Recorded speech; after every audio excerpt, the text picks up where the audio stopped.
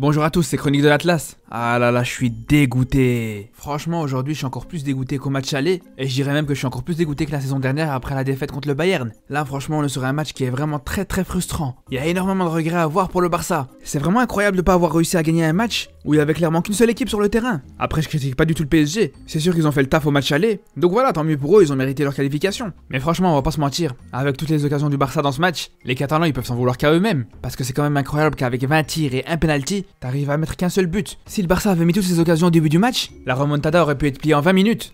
Mais le problème c'est que dans ce match ça allait d'occasion ratée en occasion ratée. Et ça c'est normal. Comme j'avais dit dans ma vidéo d'avant-match, si le Barça voulait avoir une chance d'espérer la remontada, il devait avoir Messi, Dembélé et Griezmann qui étaient en forme le même soir. Et là on a bien vu que c'était pas le cas.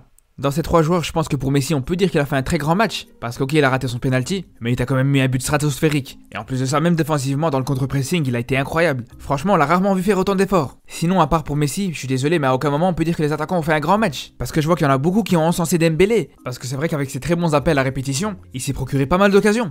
Mais justement, le problème c'est que toutes ces occasions qu'il s'est procurées, il les a toutes ratées. Et franchement, juste le match de Dembélé, il résume parfaitement la mauvaise gestion du Barça sur ces 5 dernières années. Parce que justement, quand on voit qu'il y a 5 ans, à la place de Dembélé, il y avait Neymar, on remarque vite qu'il y a eu un problème en cours de route. Après, vous allez me dire, ouais, mais on peut pas comparer Neymar et Dembélé. Mais justement, il est là le problème. C'est qu'à la base, Dembélé, il est venu pour remplacer Neymar, justement. Et on pourrait dire ce qu'on veut sur Neymar, mais on sait tous que c'est pas le genre de joueur qui peut te rater toutes ces occasions dans un match. Et le pire, c'est qu'on sait que c'est pas la première fois avec Dembélé. Pareil, au match aller, il en a raté aussi des pas mal. Et c'était aussi le cas sur les dernières saisons en Champions League, ou en tout cas quand il était pas blessé. Après, je suis le premier à dire que c'est un joueur qui a plein de qualités. Et c'est sûr qu'il fait des très bons matchs en Liga et en Coupe d'Espagne. Mais je suis désolé, mais t'achètes pas un joueur à 135 millions pour qu'il te fasse gagner la Coupe d'Espagne. C'est justement pour être décisif dans ce genre de match en Champions League que le Barça l'a ramené. Et là pour l'instant il répond pas du tout présent. Franchement, comment tu veux lui trouver des excuses quand tu vois qu'après toutes les occasions qu'il a ratées, même celle-là il arrive pas à la mettre.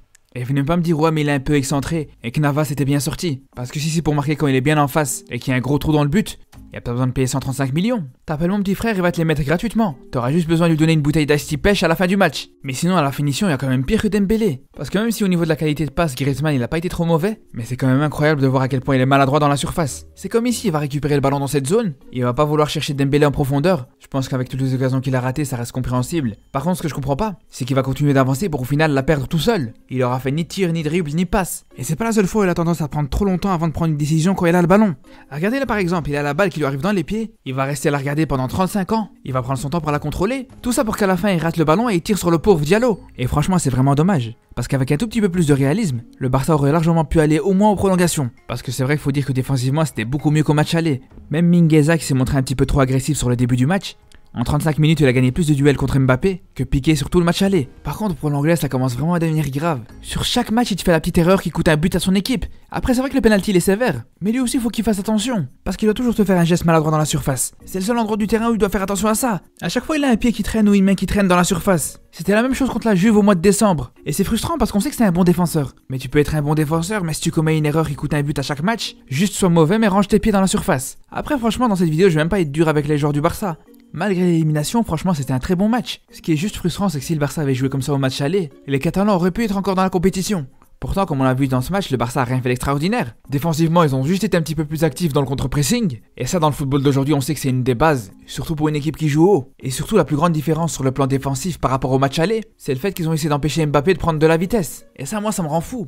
Il a fallu attendre qu'Mbappé prenne de vitesse toute la défense du Barça au match aller pour que Koeman il se dise ah ouais c'est chaud, c'est vrai que ce joueur il court vite, faut que je trouve une solution. C'est impressionnant à quel point cet entraîneur il est loin à la détente. On dirait que sur ces 10 dernières années avant qu'il arrive au Barça, il a vécu dans une grotte, c'est pas possible. Pourquoi il a fallu qu'il attende le match retour pour qu'il arrête de faire jouer le hors-jeu à sa défense et qu'il te mette enfin en place une double couverture sur ce vieux Tortue Ninja? Sinon, offensivement, la plus grosse différence, en plus du jeu dans la profondeur de Dembélé, c'est surtout l'augmentation de l'utilisation des couloirs des latéraux, que ce soit avec Jordi Alba, mais surtout avec Dest, qui a été beaucoup plus intéressant offensivement par rapport au match aller. Donc sincèrement, je pense que pour le Barça, il faut vraiment que ce match il serve de base pour continuer à travailler sur le reste de la saison. Parce que même s'il n'y a pas eu de victoire, je trouve que dans la maîtrise, c'était le meilleur match de Koeman depuis qu'il est arrivé au Barça. De toute façon, sur le reste de la saison, j'aurai encore l'occasion de parler de Barcelone, mais aussi des autres équipes qui sont qualifiées encore en Champions League. En attendant, j'espère que vous avez aimé cette vidéo. Moi, je vous dis à très bientôt et surtout, prenez soin de vous.